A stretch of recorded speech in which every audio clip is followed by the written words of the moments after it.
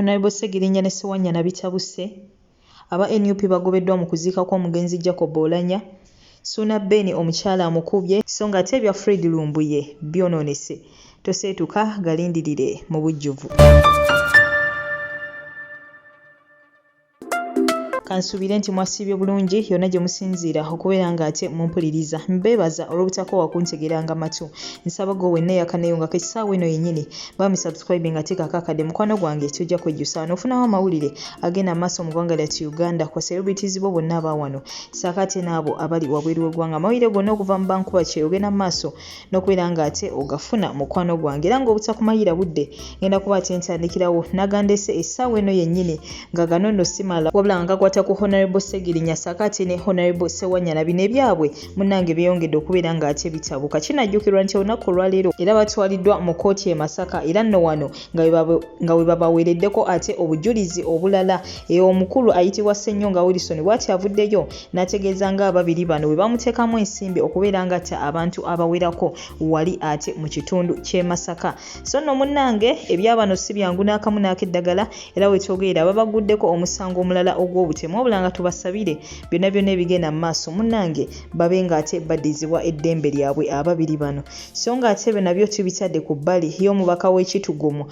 omukyala ono ayitibwa Lilian Abba bw'atyo ategeezezza aba NUP oba betwandise aba National Unity Platform mu basooke beetonde olw'abantu baabwe okwetaba mu kwekalakaasa nga we batyo bawakanya ekya Jacob Oulanya okubeera ng'ate yali atwalibwa mu Seattle okubeera ng'ate ajjanjabibwa nga tebannaba kubeera ng'ate bakola ki bagenda mu kuziika kwe. Kati nno munaye kansubire nti okitegedde bulungi omukyala ono bw'atyo ategeeza aba NUP nti basooke beetonde nga tebannaba kubeera ng'ate bagenda mu kuziika kwa Jacob Oulanya. Munnange basooke beetonde olw'abantu baabwe okwekalakaasa olwa Jacob Oulanya nga bamugaana nti aleme kutwalibwa ate mu Seattle kubeera ng'ate ajjanjabibwa. Kitegeeza nti we bateetonda butereevu tebagenda kubeera ng'ate beetaba mu kuziika kuno. Ki ekigenda mu maaso mukwano gwange nsaba ate ontereko atawo comment yo wansawo mu comment section. So ng'ate ye Ssuna Ben ffenna ono gwe tumanyi obulungi waliwo ka video akagenda mu maaso n'okubeera ng'ate katambula. Tetumanyi oba babadde mu comedy oba bineno byabadde bya ddala wabula omukyala yabadde amuliko nga muli biza amuvuma era ng'ono wamukuba olweyo ku mutwe nga musajja wattu ali bize ali mukulya. Ngenda kuba nkulekerako akatambi kano omukyala ono yabadde agenda maaso n'okubeera ng'ate amulangira obwenzi. Ngenda kuba nkulekerako akatambi kano ogende maaso n'okubeera ng'ate mukwano gwange okekanya. So ng'ate n'ebya Fred Lumbuye si byangu n'akamu n'akeddagala. Waliwo akatambi ke yavuddeyo n'agenda maaso n'okubeera ng'ate akola ku bikwatagana ne Jacob Oulanya bw'atyo ng'alina ensonga z'agenda maaso n'okubeera ng'ate alambulwa. Ngenda kuba naye nkulekerako akatambi ke ogende maaso n'okubeera ng'ate okekanya wabula nga akatambi kano kandimuza emiwunyo olw'ensonga nti omukulu Fred Enanga bw'atyo yavuddeyo n'ategeeza nga bwe bagenda mu maaso n'okubeera ng'ate banoonya abo bonna abagenda mu maaso n'okubeera ng'ate basaasaanya amawulire amakyamu oba ge batayinaako mitwe n'amagulu ku bikwatagana n'engeri omugenzi Jacob Oulanya gye yafaamu. Kati nno munnaye kano akatambi mukwano gwange ng'omaze okukawulirako golowooza kagenda kulekawa omukulu ono Fred Lumbuye. Ngenda kusaba komenti yo gitutereko ate awo mu comment section n'oluvannyuma like nga video eno oba ojagadde subscribinga mukwano gwange oba tonnaba sharinga oba oyagadde naye ng'ate toseetuka kubanga ate nkomawo n'amawulire amala mangi nnyo mangi ddala. Goodbye for now. Omukazi n'obeera ewaka n'osirika naye ng'omusajja asobola kukimanya nti omukazi asirise.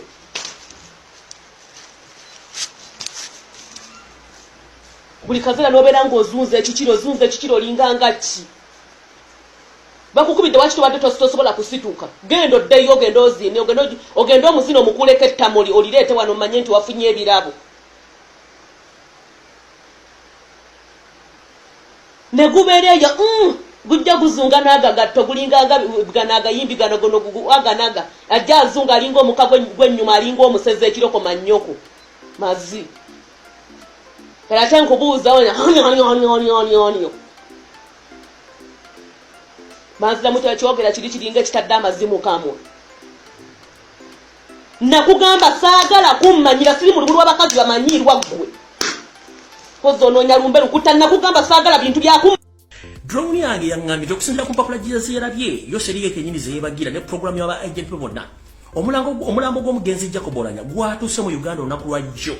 Ku kisaawe ekikadde ekya UN gwatuuse ssaawa 5:55. era bwe gwavuddeawo ne bagwolekeza ekisozi gye bali mu kukola emikolo gyonna egyetaagisa. Kino teri TV station egenda kibagamba, kebe radio station wadde wonna mu Uganda egenda kibagamba. What is the secret behind this? I told them I'm going to expose Museveni to the fullest. Kati kantandike bwete. Yoseri tibahabula tabasirwa the son of Karekezi nsiyere tamuzeyizedde ensanga bisibe. Here comes the truth. Ndi musajja Muganda. I'm a proud Ugandan and I'm a Muganda. And I know all the rituals. Because I'm a Muganda and I'm a proud Muganda. And I salute all Ugandans who are still believing in their traditional beliefs. Although we believe all that God is there. But we the Africans, we used to have our traditional beliefs in our traditional society as well. So Museveni, I'm a proud Muganda who know all the rituals and all the cultural norms in Uganda. Katika nkwabye.